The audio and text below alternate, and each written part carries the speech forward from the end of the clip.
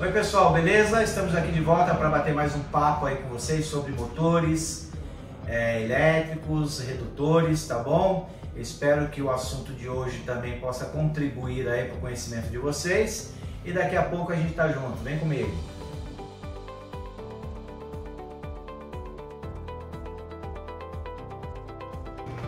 Olá pessoal, tudo bem com vocês? Como nós falamos aí na chamada, hoje nós vamos continuar falando principalmente sobre motores elétricos. Se você não assistiu os nossos vídeos anteriores que tratamos sobre este assunto, eu convido você a dar uma chegada lá.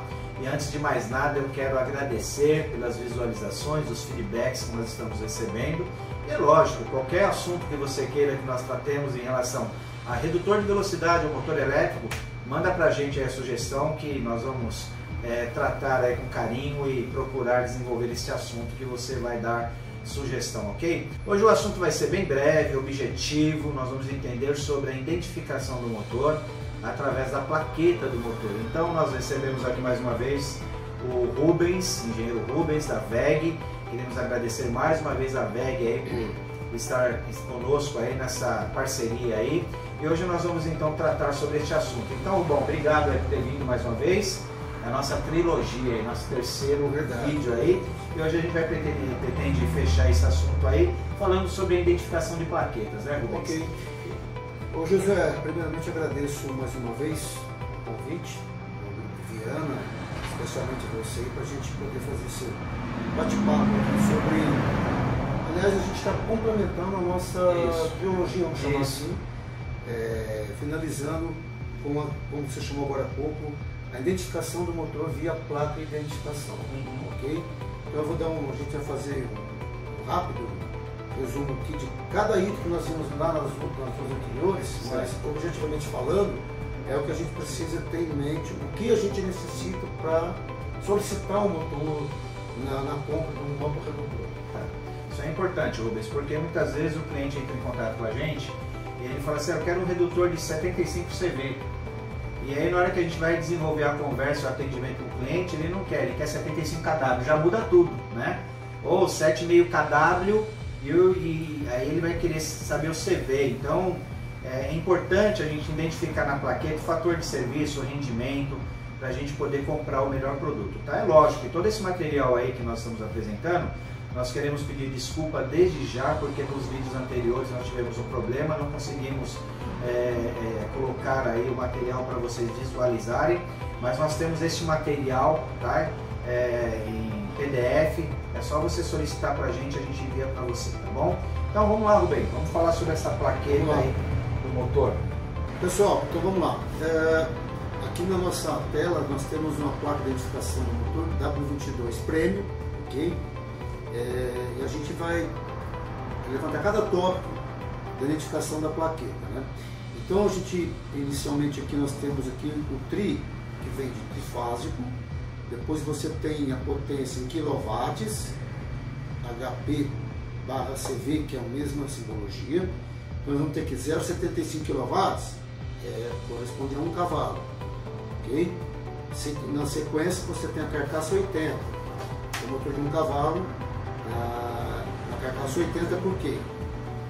Eu vou falar já porque na carcaça 80. Então você tem a carcaça, o frame, carcaça 80, né? Rotor de indução de gaiola, que é o nosso caso aqui, que a gente especificamente está falando, tratando. Depois nós temos aqui a tensão 220/380, isso significa, Josué, que esse motor é de 6 cabos. Certo. Você pode ligar ele para 220 quanto 380, ok? Aqui você tem a amperagem, né? Você tem a amperagem aqui desse motor, que é, no caso aqui, o motor de 1 cavalo é 2,89 em 220 e 1,67 em 380. Certo. Efetivamente é inversamente proporcional. Você tem uma tensão maior, diretamente proporcional, quer dizer, você tem uma tensão menor, uma corrente maior. Certo. Você tem uma tensão menor, uma corrente menor, ok? Na próxima linha, nós vamos ter aqui a rotação nominal do motor, 1725. Normalmente a rotação 5 do motor é 1800. 1725 significa o quê? Relembrando lá atrás, 4 polos. Ok? Então se fosse 3.600 ou 3.520 seria um motor de 2 polos. Se fosse 1.120 seria um motor de 6 polos. Se fosse 890 RPM seria um motor de 8 polos. Então essa é a relação. Pode aparecer aqui 700 RPM? Pode, só que aí foge da norma que a gente, assim, precede, né? Pode ser motor de 10 polos, 12 polos, enfim, mas o padrão nosso é 2, 4, 6 e 8. Ou seja, se o cliente precisar de um motor com uma velocidade especial, é sob encomenda, é isso? Sob encomenda. Entendi. Perfeitamente. Então, depois nós temos a próximo campo, frequência no Brasil 60 Hz, poderia ser para o motor para usar na Bolívia, no Paraguai, no Uruguai, na própria Argentina, 50 Hz. Certo. Porque na América Latina, principalmente na América do Sul, você tem países que utilizam a frequência de 50 Hz. No Brasil é puramente 60 Hz. Okay? Certo, ok. Próximo campo seria o fator de serviço. O que é o fator de serviço? Então, para esse caso, esse motor, o fator de serviço 1.25. Ou seja, você pode extrair deste motor 25% a mais de potência. De potência. A amperagem é outra coisa. É proporcional. Proporcional. 25% de amperagem também. Não chega bem sendo na mesma proporção, mas você aumenta a corrente também. Bom, o fato é que é o seguinte, esse 1.25 significa 25% a mais. É ideal trabalhar com 25% a mais da potência do motor? Não. Por norma, sim. Pode ser, mas a gente recomenda que não seja ali durante 8 horas de trabalho do motor, ficar 25% acima. Recentemente eu tive um cliente que o motor até maior, que era fator de serviço por 25, veio essa pergunta. Olha, poder trabalhar? Trabalha. Só que você vai estar no limite, sem folga nenhuma. Exatamente. É igual o redutor de velocidade, vai ser o fator de serviço. Sim, se vai afetar a vida útil? Não, mas ele foi projetado para isso. Ok? Depois, no próximo campo, nós temos aí a relação da corrente de partida pela corrente nominal, muito importante. É muito importante. Percebe-se que a relação é 7,3. Então a relação da corrente de partida pela nominal do motor é 7 vezes mais, vamos chamar assim. Certo. Então, se esse motor for partido direto, eu quero saber a corrente de partida desse motor, eu tenho a relação 7,3. Eu tenho a corrente nominal 220, 2,89. Então, na partida, eu vou ter quase 16 amperes na partida do motor, a corrente de partida. Ok? É por isso que hoje, em muitos casos, para suavizar a partida deste motor, você usa o inversor de frequência, que é a VDS trabalha, ou a soft start. Tá. Então, qual que é a ideia desses equipamentos? É suavizar a partida em detrimento da rede. Sim, para subir gradativamente. Sim, porque aí você não vai forçar nem a rede e nem o motor. É o que a gente fala muito sobre misturadores, né? O pessoal coloca motor de 15, 20 cavalos e às vezes estraga, queima o motor. Pô, mas o retorno não aguentou, não, porque ele está trabalhando de maneira errada na partida, né? Às vezes a partida é uma das causas. É uma das causas. Então hoje, normalmente, invariavelmente, a gente tem dispositivos para amenizar essa partida elevada, utilizando esses dois dispositivos, o inversor de frequência ou a soft start. Que nada mais é dois equipamentos que vai suavizar a partida do motor. Só relembrando bem rapidinho, Rubens, a gente falou até uma pincelada aí sobre inversor em questão de controle de velocidade do equipamento. O inversor eu consigo zerar e até o máximo, 220, por exemplo, motor, né? 4 polos, geralmente é 1700, vamos falar. Sim. Então eu posso zerar essa velocidade e até 1700 no inversor. Sim. Isso daí vai alterar alguma coisa em questão de amperagem, torque do motor? É assim, na verdade, o que acontece? Os motores VEG foram projetados, fabricados, dependendo da carga, como eu disse nossa última live, se tem uma carga parabólica, um fan coil, uma centrífuga ou um ventilador, esses motores hoje são projetados para trabalhar de 30 a 60 Hz, ou seja, se você pega um motor de 1800 RPM, ele está apto a trabalhar 50% menos. Isso é o tipo de carga que vai acionar. Ok? Por exemplo, eu tenho um redutor. Ótimo, você pode trazer, porque o redutor acaba Sim, influenciando nessa relação.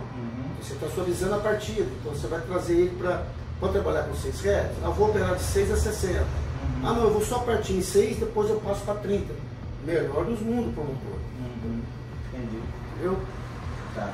Agora, a soft start, você não pode, a soft start só vai suavizar a partida, depois ela vai no nominal. Você limita, por exemplo, você pega a soft start, você limita a corrente de partida em 3 vezes.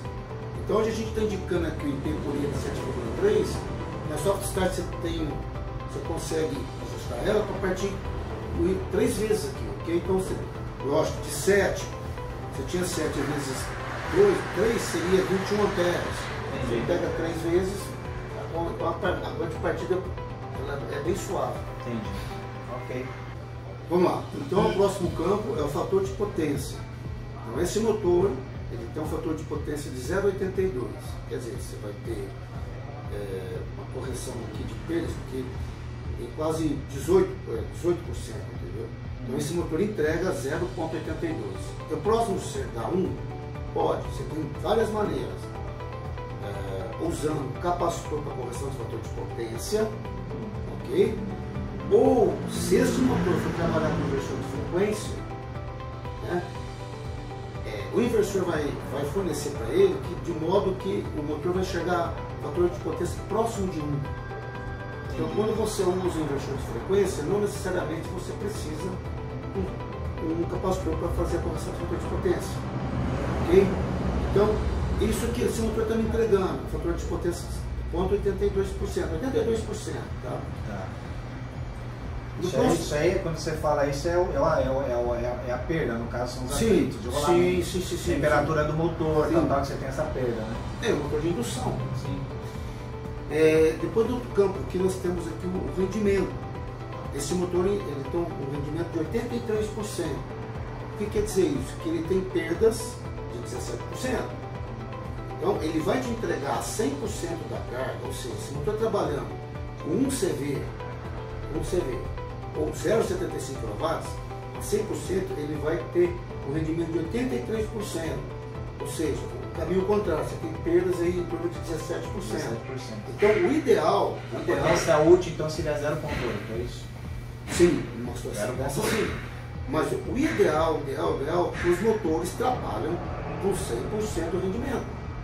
Porque você não vai ter perdas significativas. Às vezes você pega casos que o pessoal especifica, eu quero um motor de 1 CV. Na verdade nem vai usar 1 CV, na verdade eu estou usando 0,75. Certo. Você põe esse motor para trabalhar, ele não vai dar os 83% de rendimento, ele vai cair mais, porque você não está usando o 100% da potência do meu motor. Sim. Agora, então como ele tem essa perda aí vai ser 0,8% de potência útil, então a pergunta pode ser até uma pergunta muito simplória, mas eu colocando, por exemplo, um cavalo no redutor, na verdade eu tenho na ponta do motor 0,8 de potência útil. Sim, é isso. Porque tem as perdas. Tá. Aí juntando com as perdas, tudo, eu tenho um rendimento também no motor, né? Então eu vou ter um pouco menos de 0,8 na saída do redutor também, mais por conta da perda dos atritos do redutor. Porque é o seguinte... Então se eu quiser trabalhar com um cavalo de potência útil na saída, vamos supor, jogar 1,5 na entrada? Sim. Ah, entendeu. Assim, em outros casos você tem... A gente pega no dia a dia, né? Bomba, porque a maioria de cargas é bomba centrífuga ou frontal e ventilador. Então, se essa bomba está consumindo 100 cavalos, né? Por que não usar um motor de 100 cavalos? Porque às vezes, hoje nem tanto, mas o pessoal punha um fator ali de segurança. Não, eu não quero um motor de 100 cavalos, eu quero um motor de 125 CV. Certo. Não está correto. Entendi. Se o teu redutor vai pegar uma carga, que essa carga consome um CV, ideal é para um CV. Certo. Porque esse motor vai te entregar um CV. Se você... não, Rubens, na verdade eu tenho uma carga aqui que ele exige 1,5 CV. Certo. Ótimo, você vai pôr um motor de 1,5 CV ou de 2 CV. Porque você não pode, por exemplo, se você tem um motor que uma carga sua que você consome 5 CV, né? E colocar lá um motor de 7,5 CV. Então, tipo assim, eu estou trabalhando com folga. Não tem necessidade. Hoje não. Hoje Tá. Eu posso trabalhar no sentido também de medir a amperagem do equipamento. Para ver quanto de amperagem, a plena carga que aquele equipamento está me exigindo, então aquela amperagem eu faço ao contrário. Você faz uma engenharia para ver a potência necessária da entrada. Faz uma engenharia reversa. Próximo campo aqui nós temos a temperatura ambiente. Esse motor foi projetado para trabalhar a 40 graus.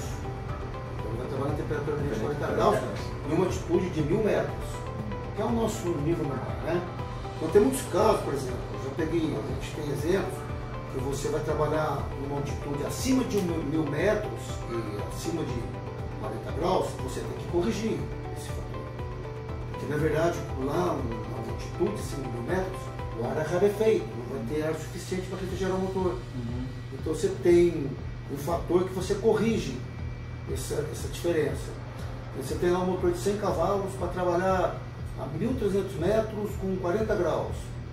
Você vai ter que pôr um motor que atenda 100 cavalos, aquela altitude, porém não vai ser um motor de 100 cavalos.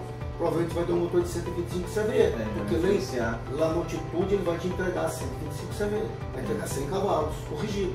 É a mesma coisa que o pessoal que trabalha com redutores em fornos, né? Perto de forno, então medir a temperatura ambiente ali que está trabalhando para indicar o equipamento, porque vai influenciar no óleo, influenciar em tudo, né? Sem dúvida, sem dúvida. Importantíssimo, temperatura ambiente. Diria para você que acima de 40 graus, 45 graus, vamos lá, tem uma tolerância mais. A temperatura ambiente, o motor vai trabalhar 50 graus, 60 graus, você tem que tomar alguns cuidados na hora de especificar o motor. Sim. Principalmente que você tocou no assunto, a graxa do rolamento, o tipo do rolamento, o tipo do material do eixo. Se você tiver uma aplicação aqui no redutor, que no ambiente você vai trabalhar com 70 graus, essa informação tem que chegar para nós. Senão você vai comprar um motor errado. Que nós vamos chegar até nosso isolamento, né? Na plaqueta aí. Sim, chega agora, né? Então é muito importante essa temperatura ambiente. Se na placa do motor está 40 graus, que esse motor está apto a trabalhar com a temperatura de 40 graus. Ambiente 40 graus. Agora me fala o seguinte, o motor interno, qual que é a temperatura que ele atinge? Então, você trabalha com elevação de temperatura, né? Esse motor, por exemplo, ele é isolação F com delta de 80. A gente falou na última live também. Isso, deu uma comentada lá. Então, se ele ultrapassar os 80 graus, o isolante não vai suportar. Você vai ter queima. Entendi. Isso aí está no vídeo passado, se vocês não viram, dá uma chegadinha lá. E é uma coisa interessante, na carcaça do motor, volta a repetir. A gente já comentou isso. Não é aproximando a mão que você vai determinar se o motor está. O motor está muito quente, o motor está errado, não. Porque na carcaça, dependendo do motor, esse motor mesmo, que é essa carcaça 80, ele chega de projeto a 80 graus. Então é normal. Sim. Externo. Sim. O pessoal costuma colocar a mão em cima do equipamento. Não dá para encostar a mão, mas não dá para encostar a mão. Não é assim. Não é assim. Porque esse motor ele foi projetado para ter uma temperatura externa de 80, 90 graus. É normal, você não vai conseguir encostar. Né? Não é correta essa analogia. Tá, então depois a gente tem aqui, o Joel comentou, a isolação F. Hoje todos os motores VR são projetados e fornecidos com isolação F, com elevação de 80 graus, que eu te expliquei porque é o limite dele. Rubens, esse motor, olha que a influência da temperatura ambiente. Dependendo da temperatura ambiente, eu tenho que mudar essa isolação. Então você vê que a isolação F está amarrada à temperatura ambiente, 40 graus. Se esse motor for trabalhar a 70 graus, obrigatoriamente eu tenho que usar a isolação H, porque é um isolante melhor. E a elevação de temperatura também é melhor. O isolante suporta mais. Entendi. Entendeu? Não tem nada a ver com o motor à prova de explosão. Não. Isso é de um modo geral. Então o isolamento H, na verdade, ele pode ser um motor simples, normal, com isolamento H. Sim. Não muda a carcaça, o tamanho da carcaça. Vamos. E o motor à prova de explosão, qual que é a diferença nesse sentido? Porque ele foi projetado para aguentar uma temperatura alta em ambientes... O conceito do motor de explosão, Jesus, é outro conceito. Você percebe que a carcaça dele é robusta. É para evitar a explosão de dentro para fora. Isso, ok. Mas a questão de isolação, temperatura, o conceito é o mesmo. É o mesmo, tá. Então, o motor para explosão, esse é o conceito. Você coloca um motor para explosão nesse ambiente aqui. Se ocorrer uma explosão, de modo que aquela explosão não saia de dentro do motor para fora. Tá. Se você percebe a diferença da carcaça do motor para a explosão do motor normal. Certo. E isso é importantíssimo a gente observar. Se de repente o teu conjunto motorredutor vai trabalhar num ambiente explosivo, que tem... Sim, misturador de thinner, com combustão fácil. Então você tem que tomar esse cuidado. Entendeu? Tem que usar um motor dedicado para aquela situação. Ok. Seguindo nossa linha aqui dos dados da placa, esse dado aqui é muito importante, Josué. Você percebe que a corrente nominal do motor quando você trabalha com máximo fator de serviço. Tá. Então aquela pergunta que você fez lá no início, tem alguma relação quando eu trabalho no máximo fator de serviço? Tem. Se você trabalhar com 25, em 220, a tua corrente vai para 3,61. E entre 280 a 2,09. Quer dizer, ele sai de 2,89 e vai para 3,61. Então, essa é a relação. Por isso que nem sempre trabalhar continuamente com fator de serviço. Ok? Isso é limite. Pode trabalhar? Pode, mas não continuamente. Entendeu? Tá. Isso aqui reflete em proteção do motor, reflete em várias situações. Né? Por isso que até no catálogo da WEG, pessoal, quando vocês vão comprar o catálogo da WEG, catálogo de qualquer fabricante, até dos redutores, você tem ali o fator de serviço, que você tem que identificar que tipo de equipamento você vai trabalhar, para você adequar o melhor motor e redutor para o seu equipamento. Não é pegar qualquer um e colocar lá, você tem que ver fator, se tem paradas intermitentes, se trabalha em alta temperatura, então por isso que os fatores de serviço é importante em qualquer equipamento, tá bom? Então é isso que a gente está falando aqui. Também? Oi? Redutor também? Também, mesma coisa. Você tem que ver que tipo de máquina que você vai trabalhar, você aplica lá o fator de serviço, 1.75, 1.25, depende muito do equipamento. E o modelo do redutor também. Se é viável colocar um redutor de coroa em 190 graus, ou se é viável colocar um redutor de engrenagem cônica, paralela, e assim vai. Então a gente, pelo equipamento e pelo projeto da máquina, a gente orienta o melhor redutor para o equipamento, para você não ter problema. Ok. Então, seguindo aqui a nossa cronologia, nesse campo, categoria de desempenho. Todos os motores hoje, basicamente, é categoria N. No passado tão recente, tem, né? Você tem motor categoria D, N e H. Vamos chamar assim. A categoria D, ele tem um toque de partida maior que o N, maior que o H. A categoria H tem um toque de partida maior que o N. Mas, hoje, todos os motores, hoje não, quer dizer assim, já tem um bom tempo, todos os motores, não é necessário utilizar a categoria N, a categoria H.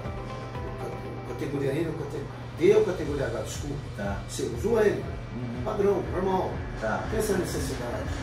Mas eu vou tocar uma pressa. Desde que você especifique o motor corretamente, você pode utilizar o motor categoria N. Me fala o seguinte, sobre essa categoria, a mudança do IR2 para o IR3, queria que você falasse sobre essa mudança. O que mudou no motor? Isso aí implicou nesse tipo de categoria também? Não. O do IR2 para o IR3 é só questão de rendimento. É só aqui, ó. Cadê o rendimento? Aqui, ó. Tá. Você otimiza o projeto. Basicamente, você teve algumas alterações no conceito do projeto do motor, principalmente o tipo de chapa, a posição do ventilador.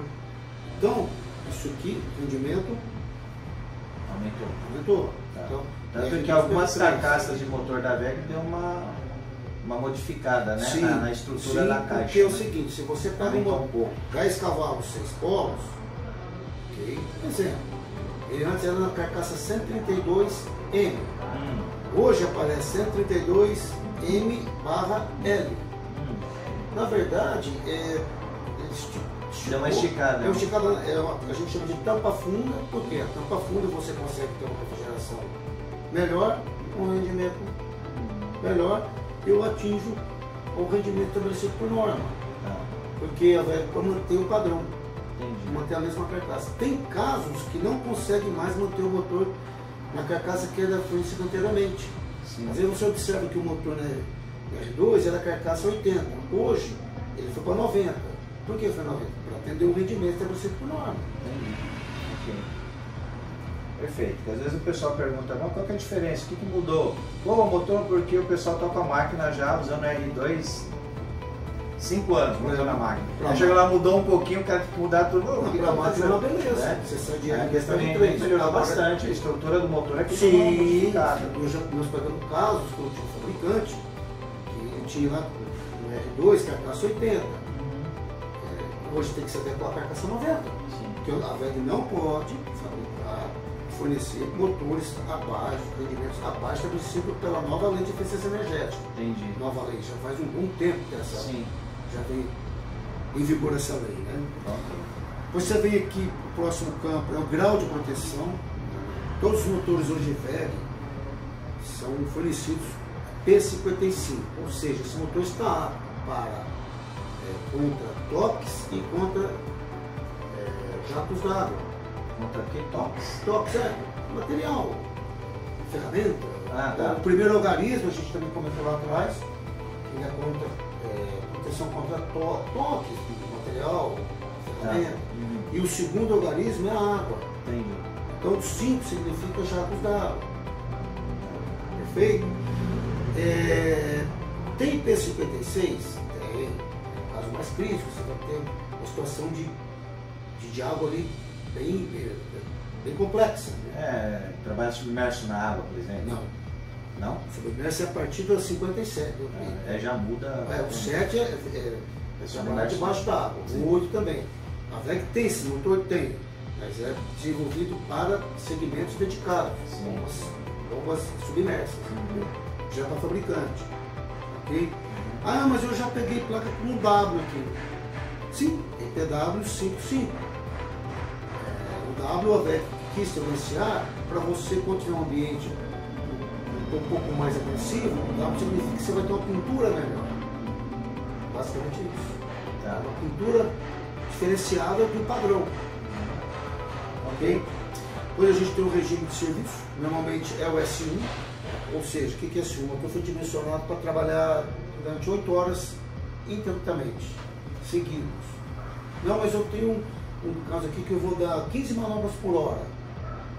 A gente tem que calcular se o motor que você está selecionando está apto a essas 15 manobras por hora. Cai no problema do rendimento. Também Não, no fator de serviço. Você concorda comigo que você começa a dar 10, 15 manobras por hora, vai influenciar na tua corrente de partida. Você vai dando partida, desliga, você vai aquecer o motor. Tá. Se o motor você vai ultrapassar o limite de temperatura dele, vai queimar. Sim. É por isso que hoje, quando você vai trabalhar com limitação de frequência, esse campo regime de serviço, ele perdeu, vamos dizer assim, tipo essência, mas perdeu o fundamento dele. Função, porque o inversor de frequência, ele limita a corrente de partida. Então, você pode dar lá 10 manobras, 20 manobras, que é indiferente o regime. Então, você sai da fábrica, regime S1. Ele está apto a trabalhar com inversor de frequência, onde você pode dar 20 manobras, 30 manobras, porque o papel do inversor, ele vai limitar a corrente de partida. Limitar a corrente de partida, você controla, você não vai ter uma agressão, não vai ter uma temperatura tão alta. Entendeu? Entendi. Ok.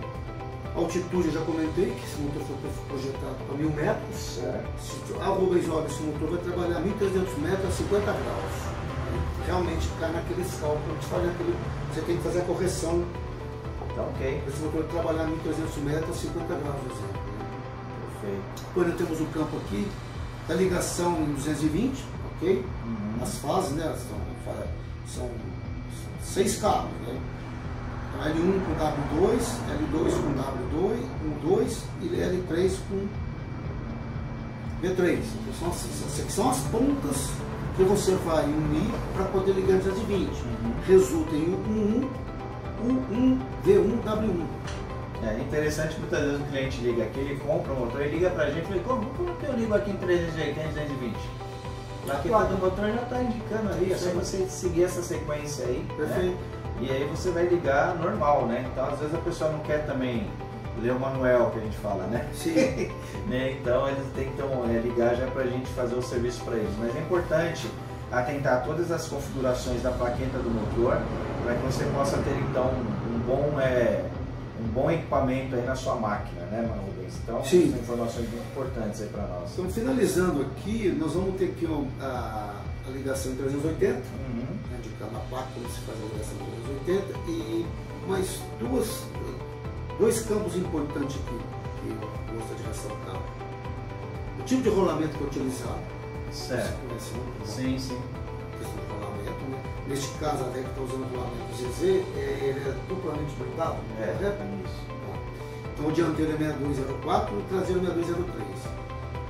Óbvio que ele tem um limite de hora de trabalho para você fazer até a questão da manutenção preventiva, no caso. Exato. E aqui é o tipo da graxa. Nesse caso é a Mobil Polyrex EM3. Tá. Polyrex.